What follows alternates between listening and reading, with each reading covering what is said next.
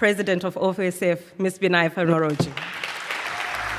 Well, I'm thrilled to be here, and I think the music set us off with such a nice start to really kind of fill our hearts. And I could have chosen to give this address anywhere in the world, in any of our 13 offices, but it was important to me that I did it in Africa, and that I came back to honor the people who put me where I am now.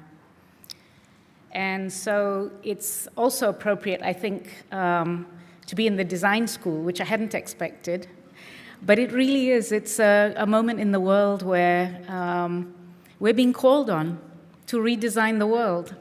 All of us, in whichever space we occupy, is a time where what we do now will shape the next 50 years. And so the design school is the best place to have a discussion about the state of the world, even though it wouldn't have been obvious at first glance.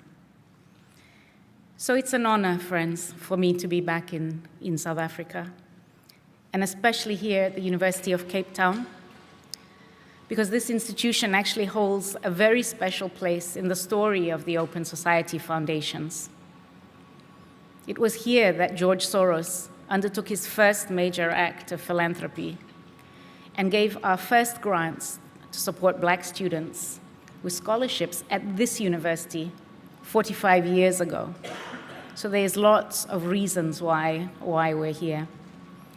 And today, as we return to this space, we find ourselves at another pivotal moment in history. The world's more connected than it's ever been, and it's more fractured. So the ideals of an open society, of human rights, of equity, of justice, they're under threat right now.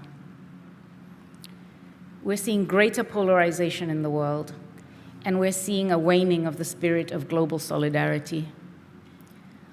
And you're just seeing increasingly very frightening levels of insularity in many places.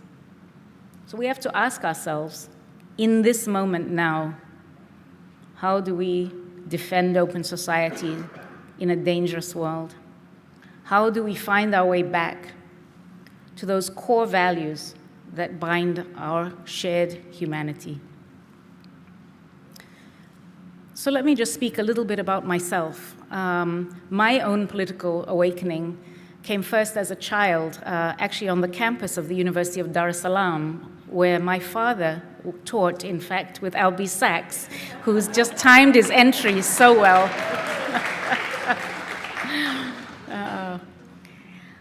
I was perhaps between 11 and 13, and I had the advantage of really learning from people like Albie and others who were also at the University of Dar es Salaam at the time. It was really a chance for me. I encountered so many South African exiles who were engaged in the anti-apartheid struggle at that time, Albie amongst them. Freni Jinwala, South Africa's first Speaker of Parliament, organized for me to spend a summer working with the anti-apartheid movement in London.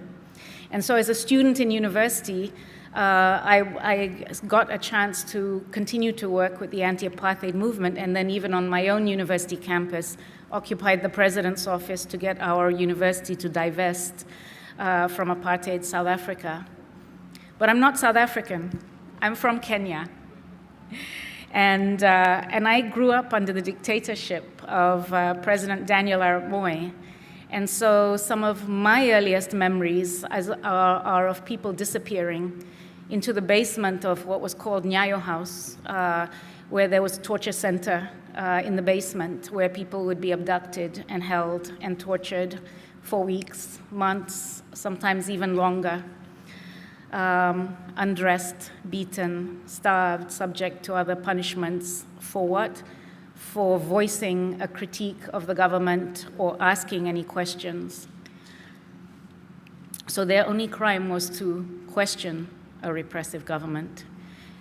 So that was one of my first, again, understanding of the need for why we should have an open society. At that time in Kenya, there was very little voice. People were fearful. It was a place of silence. But the law, as flawed as it was, became a site of struggle. And as Nelson Mandela or other illustrious alumni of this university have shown, the law really can be used to redefine frontiers of freedom and justice.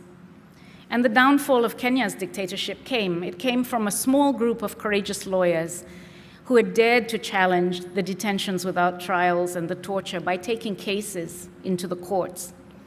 One of those lawyers is my father, Binaifer Nowrojee, and I learned from him the importance, from others as well, of speaking out, of taking a stand, of always affirming the courage of your convictions. In Kenya, those human rights lawyers broke a silence that ultimately brought the democratic openings that we have in Kenya today. And his example, and many others, I'll be amongst them, inspired me to become a human rights advocate and a lawyer. And those values that really drove and sustained the struggles in South Africa and Kenya, and the lessons that they hold for emancipatory politics are why I stand in front of you today as somebody who decided to commit my life to the fight for human rights and justice. Looking back to 1994, it seems inevitable that apartheid would have ended in South Africa and that the cruelty that blanketed the country would lift and that justice would eventually prevail.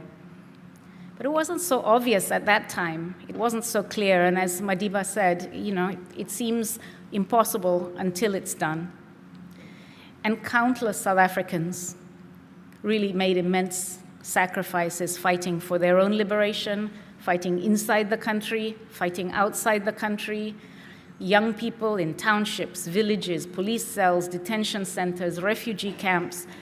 Many even lost their lives before they saw what South Africa became.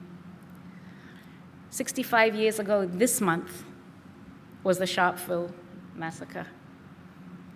People shot down for peacefully protesting against past laws. And those who struggled against the tyranny of the apartheid regime didn't do so by themselves. They were supported with a global movement for solidarity. And it was motivated by a very simple but powerful idea.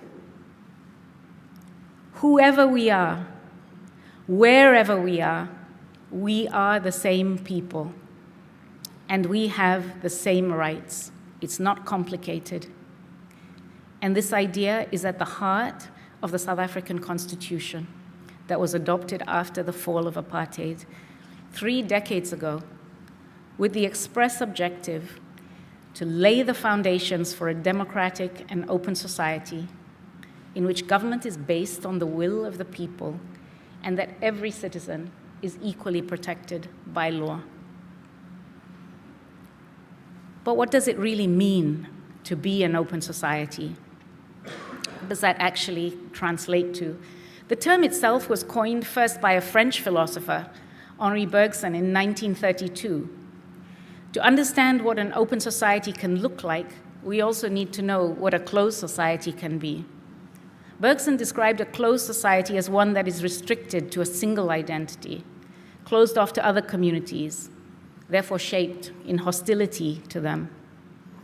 The closed society, Bergson wrote, is that whose members hold together, caring nothing for the rest. This impulse, this creation of difference, of separation, a false and dangerous sense of superiority, that was the hallmark of apartheid. That was the setting down of layers of inhumanity, to place one people over other people. An open society, by contrast, is one that's transcendent. It aspires to universalism. It melts away the differences or embraces them. It creates possibilities of a future where all can flourish. South Africa, in many ways, led the way on some of that languaging in its constitution. As South Africa's Freedom Charter described, South Africa is a society where people govern, where the powerful are held accountable, where all national groups have equal rights, where everyone is equal before the law, and when everyone can share in the country's wealth and lead lives of dignity. This vision that South Africa has enshrined in its constitution, the vision of a democratic and open society, is one we need to hold on to right now, and we need to defend it right now. We are living in dangerous times. This is not a time for us to back down, but it really is a time for us all to come together and stand by the courage of our convictions if we do believe in the existence of an open society. At the end of apartheid, it was a very optimistic moment. There was a sense back then in the 1990s that everything was going to move towards a more just and promising future. It was, as one writer famously said, quote, the end of history. And that optimism wasn't entirely misplaced. I think we saw many important advances since the Second World War, which are still with us today and should be honored, defended, built on. In that period, we saw more democracies, fewer dictatorships, more peace, less war. In the so-called developing world, people were being lifted out of poverty in the hundreds of millions. There was a new spirit of multilateralism that followed the Second World War, that swept through a period of decolonization, binding countries together, creating norms and new frameworks for all of us. We've seen advances in the rights of women and girls.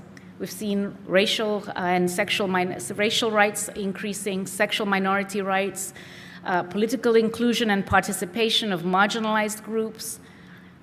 And that is actually, our successes is one of the reasons that we are seeing the backlash today. There is a strong anti-rights global movement, and it's flexing its muscles, and it's because it sees the success of an open society and principles of open society succeeding through the years.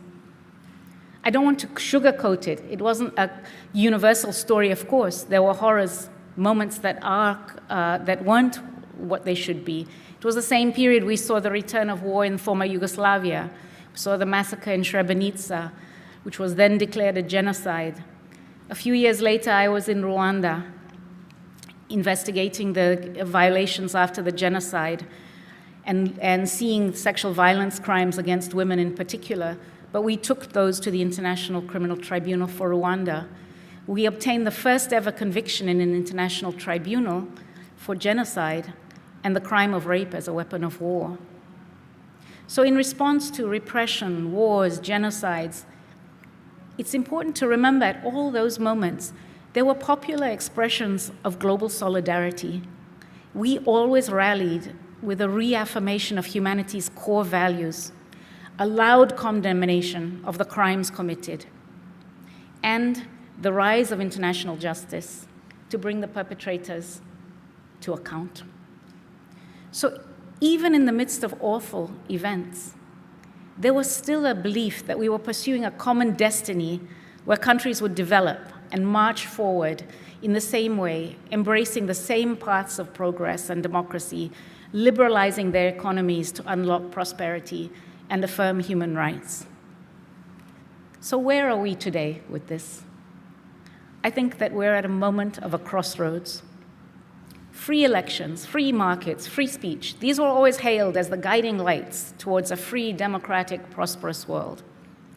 The assumption was that these three elements were not just complementary, but they were deeply linked and interdependent. They were seen as being inseparable, each one necessary for the other to thrive. Free elections would ensure accountable governance. Free markets would drive innovation and prosperity. And free speech would foster an informed and engaged citizenry. In today's world, we are seeing how these three strands have begun to unravel, revealing not only their differences, but their contradictions. Far from reinforcing one another, they are often at odds. They are exposing the fragility of the systems that we once took for granted and that we felt would take us somewhere. Let's start with free elections. In many countries last year, notably the US, polls were generally free. The ballots were cast, the votes were counted, the winners were declared. But the mere act of holding an election, a thin procedural exercise once every 4 or 5 years, what we are seeing is it does not guarantee the strengthening of democratic ideals. It can also result in the opposite, with democracies devouring themselves, and we are seeing that phenomenon today. Elections are being used by destructive demagogues to manipulate the public mood, to leech off legitimate grievances, to feed off narratives of hate, to hollow out public institutions or bend them to their will, and to seek to use democratic processes to entrench themselves in power. For democracies to work, they need to be filled and sustained with the substance of human rights, of equity, of justice. Without them, they can become vessels for authoritarianism, and we are seeing that. In the United States and in parts of Europe, places where democracy's future once appeared certain, we're seeing its foundations being shaken and a rapid rollback of hard-fought freedoms. Free markets.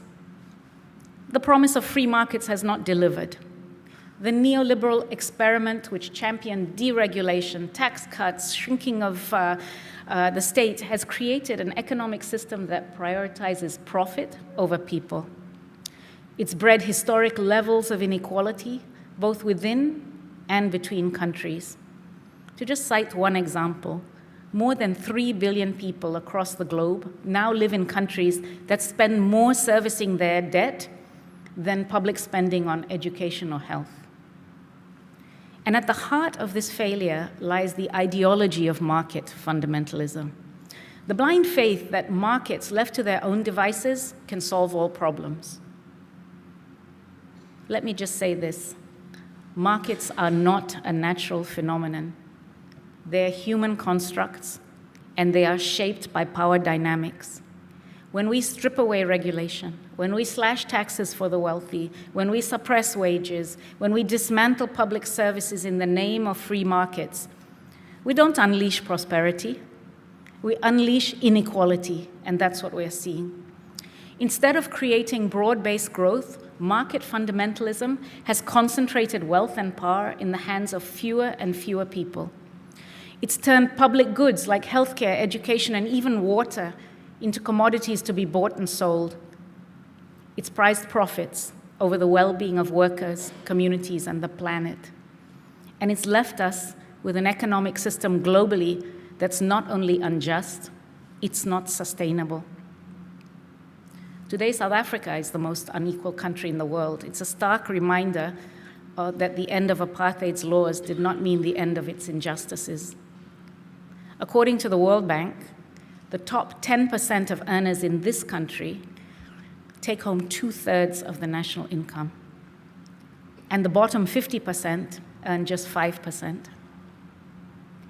And this is not just South Africa. Across the world, these figures are just as striking when you look. Oxfam reports that over the past 5 years, the world's richest 1% have captured 2/3 of all new wealth created. This is not some coincident or accidental byproduct of a mismanaged system. No, it's a result of a system that is designed to produce these outcomes. And the grotesque concentration of wealth has given rise to a new oligarchy globally, or some have called it a tech broligarchy, dominated by a handful of Silicon Valley men, and it's always men, who now wield immense power over our economies, our politics, and even our thoughts. An unequal planet is an endangered planet. The ravages of inequality are inextricably linked to the ravages of climate change. The same system that allows a tiny elite to amass unimaginable wealth also fuels the environmental destruction. And you see corporations prioritizing short-term profits over the long-term health of people and planet. So market fundamentalism has not only failed to deliver prosperity, it's actively undermined it. People are impoverished. It's an active verb. It's not something that just happens. So treating the market as an end in itself rather than a means to serve the common good has created a world that's richer in wealth, but poorer in justice, dignity, and sustainability. And where's our last pillar? Free speech. The third pillar, the one of this sacred trinity. It was assumed that Free elections and free markets would create the conditions for free expression to flourish. The more freely information was shared, the more openly ideas could be exchanged, facts established, truths affirmed, a market pace of ideas. Again, things have not turned out that way. Today, free speech is under siege, and not from overt censorship of the past, but from the very systems that are supposed to protect it. Social media platforms, once celebrated as tools for global connection and democratic debate, we all see it. They are engines of division, spreading disinformation and hate at an unprecedented scale. The algorithms that are designed to maximize engagement prioritize outrage and extremism. They create echo chambers that amplify falsehoods. They deepen polarization. As successive studies have shown, false news travels faster than the truth, often with devastating consequences for people. From vaccine hesitancy during the pandemic to the erosion of trust in institutions, and in places like India, the beating to death of people accused of having beef through these internet chat groups. Women, racial minorities, LGBTQ individuals face relentless harassment online or become subjects of incitement to violence, often with little recourse. The attacks against them are often ignored by claims that hate itself is protected by free speech.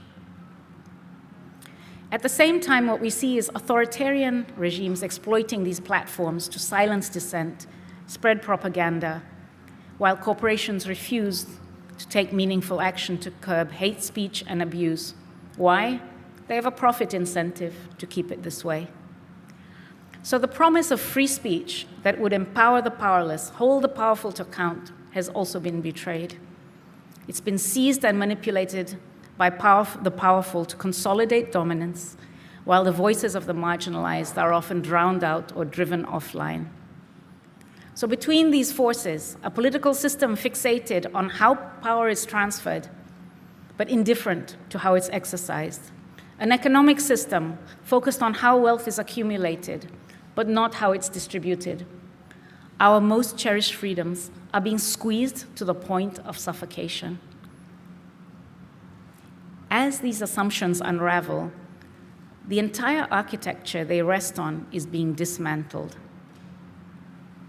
The end of the Second World War saw the construction of an impressive network of international norms, rules, institutions, with an avowal to promote peace, security, development, human rights. This new liberal international order after the Second World War marked a break from the past, quote unquote, scourged by war, as the United Nations Charter put it. It led to the creation of the United Nations, the Bretton Woods institutions, the adoption of the Universal Declaration of Human Rights, an expansion of international law, and a commitment to addressing global poverty. The liberal international order wasn't a guarantee of open society values.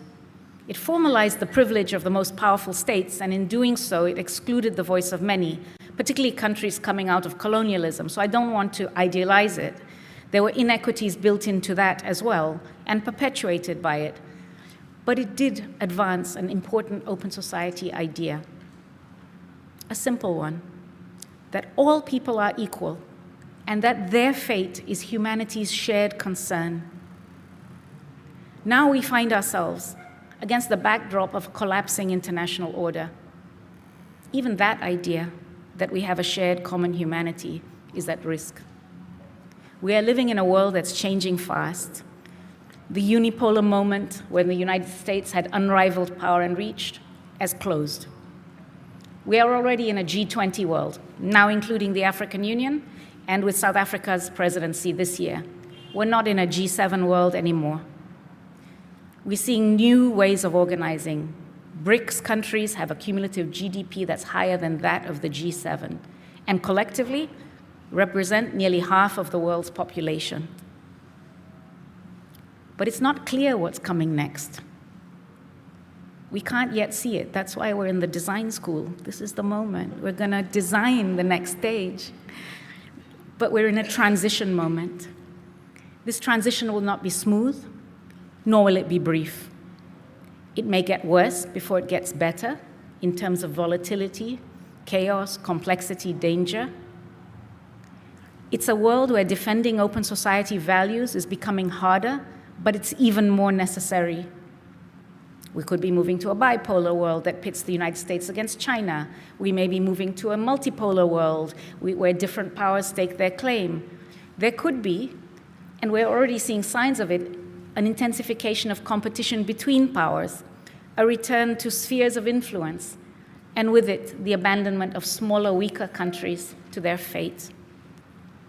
Cooperation between states may diminish as assertive powers pursue transactional me-first policies, and we are seeing that today more than ever, disregarding any of humanity's collective challenges: conflict, poverty, health, climate. And one of the reasons why the liberal international order is coming apart is because the very powerful states that presided over its creation are now dismantling it themselves. It's not working for them. They're trampling over its norms. They're discarding its rules. The hypocrisy is very clear to see. But what is at risk is the very idea of human equality and the core values that bind us together. And with it, the threat of the closing world that Henri Bergson warned about, where people only care for their own and, quote, care nothing for the rest. And we're seeing it. We're seeing it in Gaza. We're seeing it in the Democratic Republic of Congo. We're seeing it in Ukraine. We're seeing it in Sudan. We are in a world where this instability is tipping us into conflicts that are wider and more deadly, where atrocities are live streamed into our hands, in our phones, filmed by victims who are documenting their own destruction while we all look away. This is going to become a world where only some lives are deemed worthy of grief, where laws are only evoked where convenient, and where incidents of double standards have become so common that it becomes necessary to ask, do standards exist any longer for us? In this moment of volatile transition, many have turned to this Antonio Gramsci's memorable quote, "The old is dying, but the new is not yet born." And we stand at the crossroads. The fight for open society values today does not lie in recovering the old world. This is not a crisis that will be calmed down by top-down reforms that will revive all those old structures and multilateralism or nostalgically rebuild that which is broken. So the task ahead of us is now to discover a new moral imagination. Where are the people with the creativity that can shape, design, and build the new world that is yet to emerge? Some of you will be students sitting in this very university who will do that for us. There are cracks in the globe, but in there's light, and that's the light we have to find in those cracks that we see. I don't want to leave on a despondent note, because actually as I travel the globe, I see a lot of hope. I see a lot of hope wherever I go, and I see it particularly in the new generation that's claiming its future. Young people are not just protesting bad policy decisions, but they're revolting against outdated and oppressive orders that have created the unfair world they will inherit. And their call is for a more just and equitable political order, and also a more just and equitable economic order. So I was recently in Bangladesh, and there a group of students peacefully protested. They were met with excessive force by the police, but eventually their persistence resulted in the fall of the government after they took to the streets to demand their rights. And they overthrew a corrupt and brutal government that had dominated their lives for the past 15 years, punctuated by disappearances and torture cells. And what these students had achieved with just their bravery was incredible. And the future of Bangladesh, it remains uncertain, but the resolve of these students remains firm.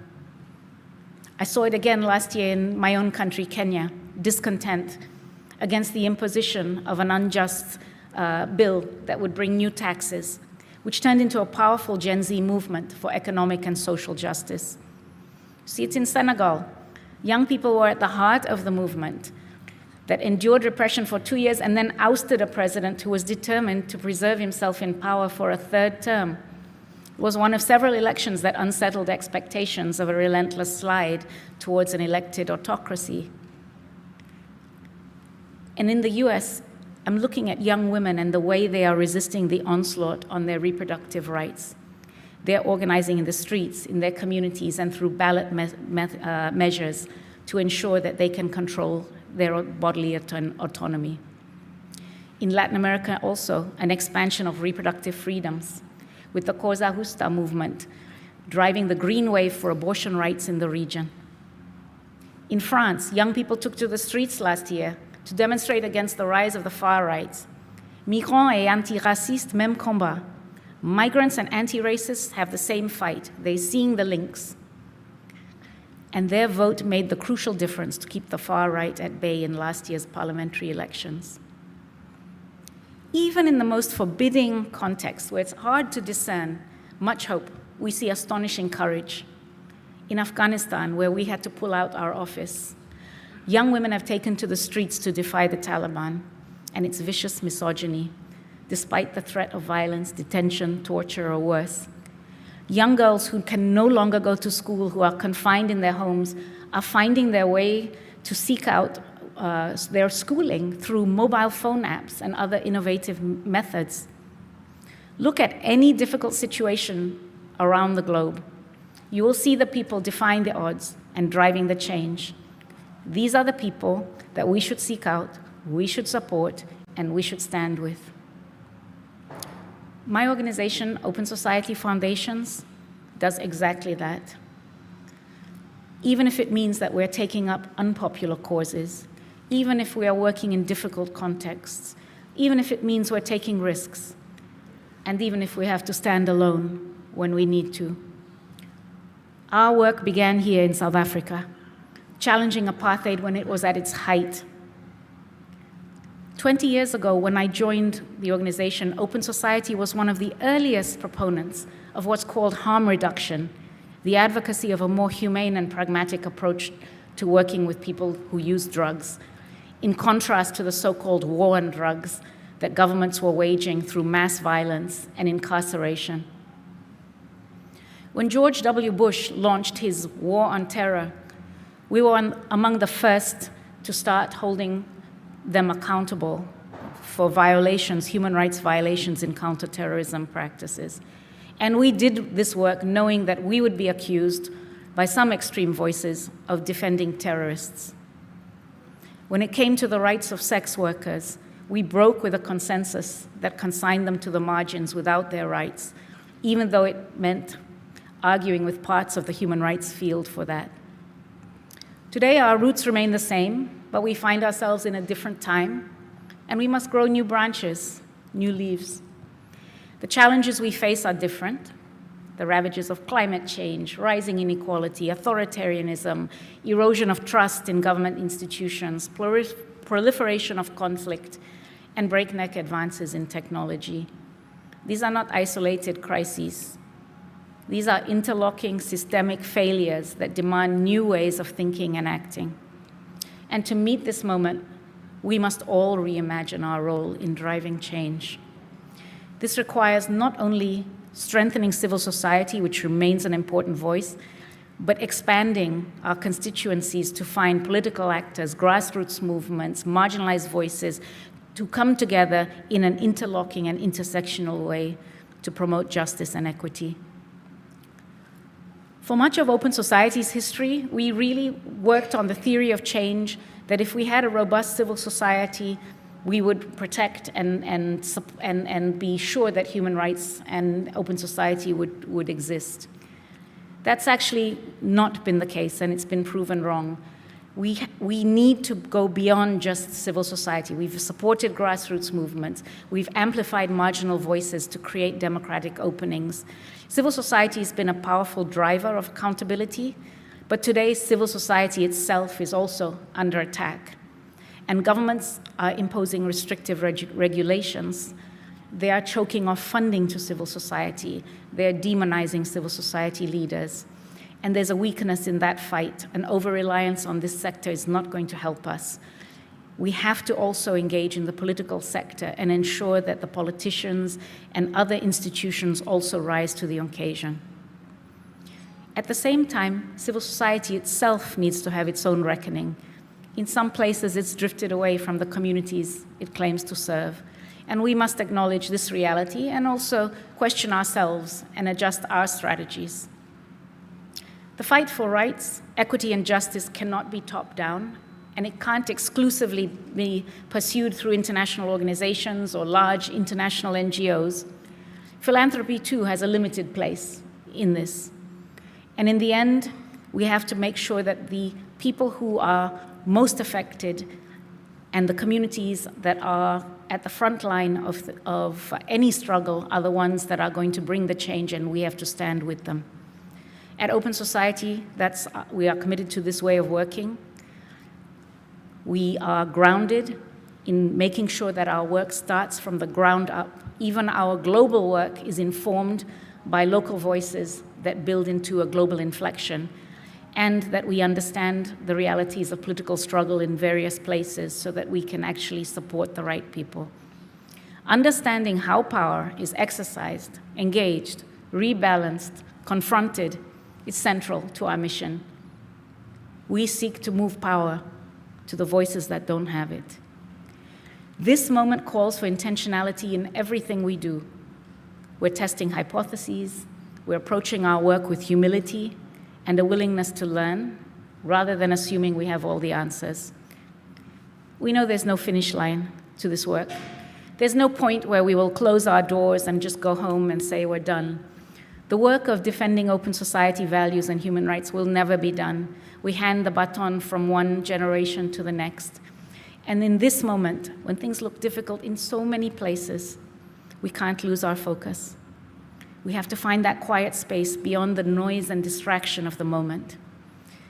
We have to act with focus, purpose, thoughtfully and carefully considered, with strategic savviness in order to find the right solutions.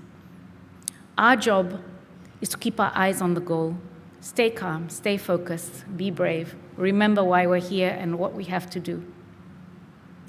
I want to close with the words of someone who will be familiar to friends in this hall. So Charlotte Maseke was the heroic founder of Bantu Women's League, who several decades before the anti-apartheid struggle emerged, led a movement of women resisting the racist pass laws that prevented them from moving freely. This work is not for yourself. Kill that spirit of self, she said. And do not live above your people, but live with them. And if you rise, bring someone with you. Thank you.